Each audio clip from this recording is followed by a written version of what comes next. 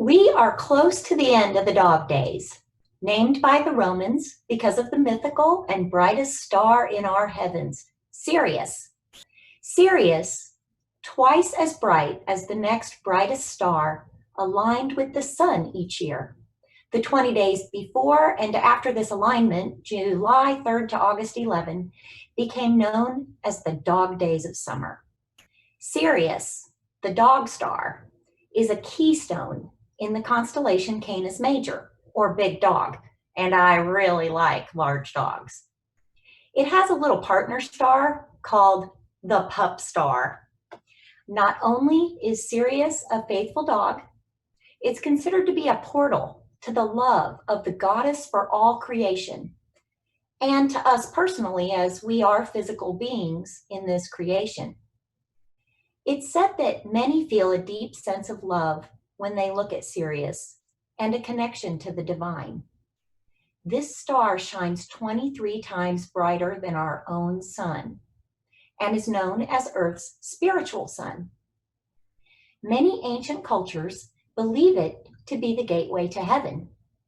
And so, let us examine some lessons that we can learn from dogs. Are dogs people too? We think of personhood as an individual experience, as being fully who we are. But this is a mistake. We're individuals, and in many ways we do live and die alone. But it's always relationships that grow us, that try us, that teach us, and that sustain us. In that way, our personhood is absolutely dependent on relationship, and none of us is alone, nor can define who we are separate from our relationships. We are the sum of those who have shaped us, especially those who have loved us and whom we have loved. I include all kinds of relationship, a writer and a reader, maybe an artist and a viewer, or a dog and its owner, across the centuries. All relationships grounded in love offer us opportunities to grow ourselves and each other, to live into the potential of our spirits, and our persistent capacity to seek meaning, to praise and to seek the divine. Maybe this is why God spelled backwards is dog. If I was only half the person my dog thinks I am, right? My dog has got some really sound spiritual priorities, and I can only hope to learn by example. If he were to call on me to make a hard and fast shift away from my fascination with spiritual consumerism to a return to simple and straight up love, it might sound something like this. Treat giver. Who are you becoming? I just really don't care how spiritual you are, how long you can melt in the sweat lodge when you could be on a walk with me. I don't care how many peyote journeys that have blown your mind or how well you can hold crow pose. Honestly, I don't. How do you love?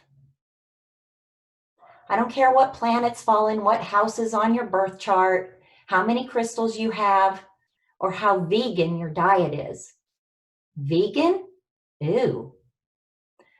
I want to know what kind of human you are. When someone is having a bad day, can you sit close by and nuzzle them gently? Can you sit at the feet of the dying despite the discomfort?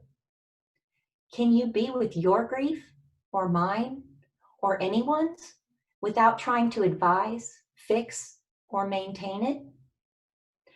I want to know that you can show up for the hard work of love, no matter how shiny, chakra aligned, or complete you are, or not. It doesn't make me turn in circles to know how many online healing trainings you've completed, that you live in the desert or in a log cabin, or that you've mastered the art of Tantra. Can you delight in the simple joys? Celebrate each day. Are you grateful for your blessings? What excites me is busy, loving hands, doing good work, and maybe throwing a ball. That despite how tired you are, you make that phone call, you board that plane, you love your children, you feed your family, and me. I have no interest in how well you can ascend to 5D. Let me show you one more time how to grab the moment. Never pass up the opportunity to go for a joyride. Allow the experience of fresh air and the wind in your face to be ecstasy. Can you experience love in these ways?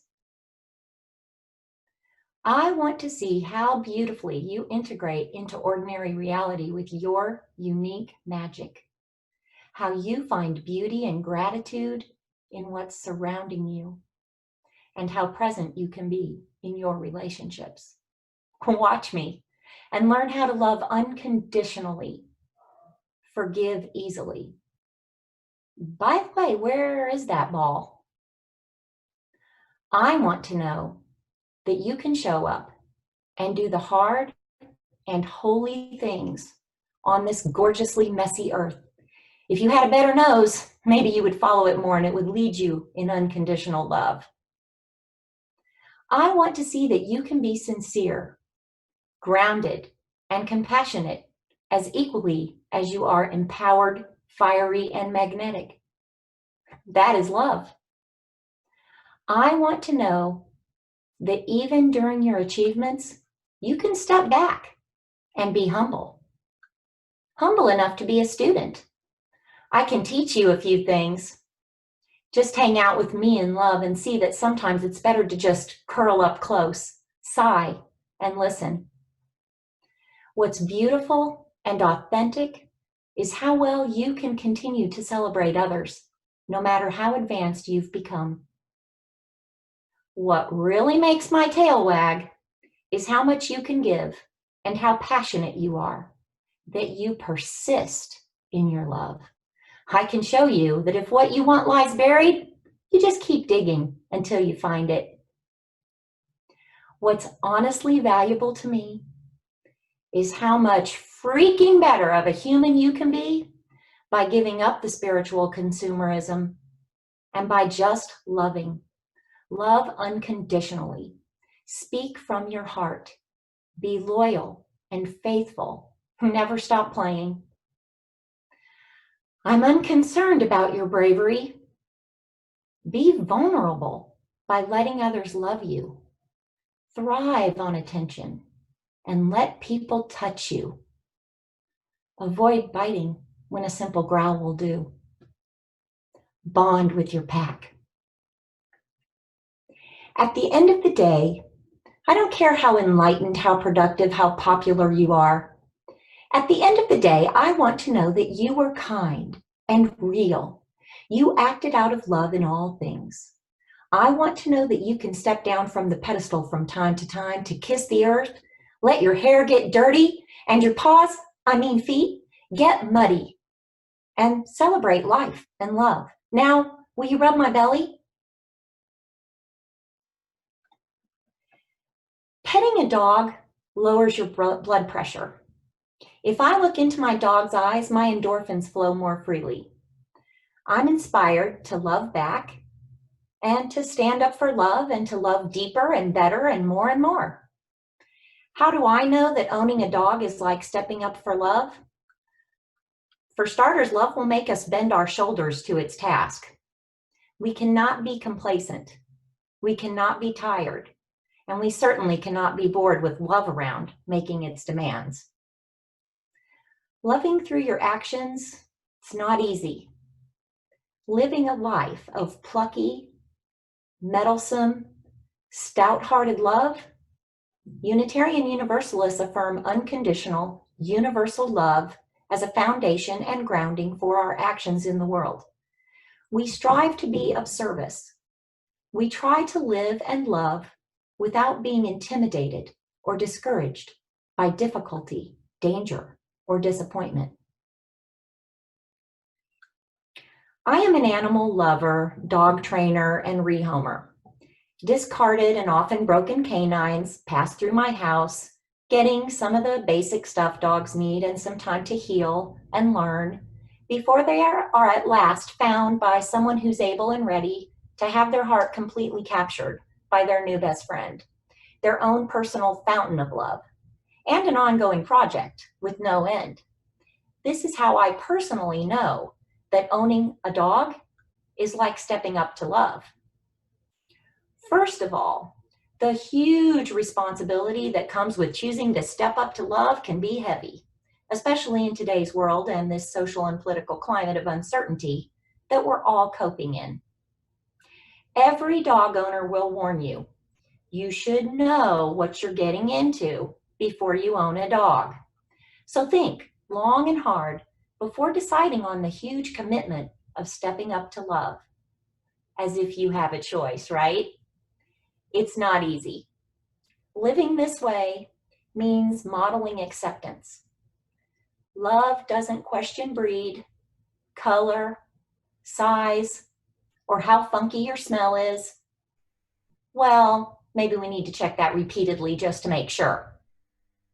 Love has a deep dignity and knowledge that we are who we are. It gets down to the bare bones, pun intended. Now, don't think for a second that your responsibility is any lighter if your commitment to love is a teacup version. That cup will overflow all over your world. Consider the hard work involved in being on the side of love. It takes time and resources beyond what you imagine. You will wonder if you've been tricked, asking yourself, do I own love or does love own me? Am I in control here? Or is love actually training me?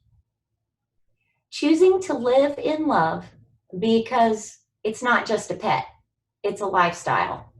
However difficult it can be sometimes, has some amazing rewards. You know, love gives you a reassuring sense of security. When you're walking in the dark, down the street at night, and you're holding a leash, you've got a leash on love. Ain't nobody gonna mess with you because bad guys, muggers, haters, they know that love is unpredictable. It's gonna maybe jump out at them in its own defense. It may lunge at your heart with its pointy teeth. When you're in bed on a rainy, dark night, love lies between you and the cold, as it takes more than its share of the room. And it makes a lot of strange noises and leaves behind some funky hair that you just can't seem to get rid of. Reminders of just how hairy stepping up for love can be and how it needs to be groomed regularly. You are frequently woken in the night by love. It has to be nurtured, taken care of, let out and back in. Maybe we aren't always aware that love unceasingly demands to be fed on a regular basis. It may seem unreasonable. Did you know you have to feed the beast every day? It will consume, reluctantly, the old Roy type of cheap, low-grade stuff enhanced with fillers, if that's all it can get. But it desires rich and nutrients. It craves, it thrives on some key ingredients like acceptance, compassion, forgiveness, and protein that comes from wild salmon. The good stuff. Also, it can flourish and blossom and be in good condition with a shiny finish that glows with energy and makes others smile when you take it out for a stroll. You never get to sleep in because love will wake you up at the same time every morning with its breath in your face and an insistent whine. Sustaining a life with love means celebrating each day with nothing but now. It knows how to live in the moment, whether you are there or not. Love is going to be busy, with or without you, so get with the program. You simply don't want to leave love alone for long, really.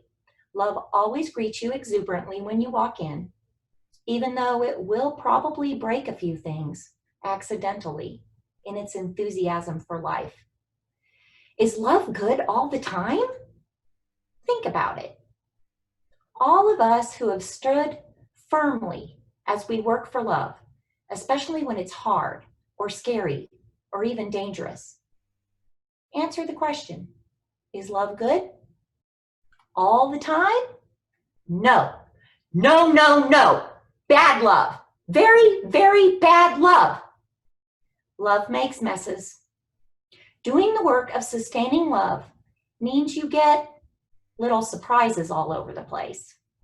It means doing a fair amount of cleaning up. Sometimes the repercussions of love are so big that you want to use a rolled up newspaper and give love a gentle swat right on the nose to make it stop, get its attention, and change its behavior. Sometimes you just want to put love in the backyard, and maybe you do once in a while, but you can never be mad at love for long. Besides, it has a way of sliding up to you without your even realizing it's there. You are so joined as one with love that without thinking, reflexes consume you, and before you know it, you have taken the side of love. You hit the pavement, working for love, as naturally as that compulsion to sniff everything on the side of the road as you go.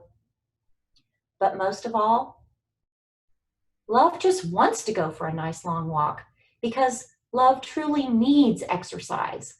Love loves exercise and is driven to do this healthy thing beyond all reason. It knows what is right. If love does not get exercise, it sometimes becomes depressed or even destructive. When it gets a chance, love will take you racing around the block so many times you are out of energy and it's hard to breathe. While standing there doing the best you can to control things, it moves in crazy ways and you can get wrapped up tight. So tight, you can't even move. When you think you have successfully thrown things away, love will bring them right back. Again, and again, and again. And again with a little more slobber on it each time. But most of all, love needs love. Lots and lots of love. It will suck the love right out of you as you are standing there on its side. And in return, love loves you, and on forever.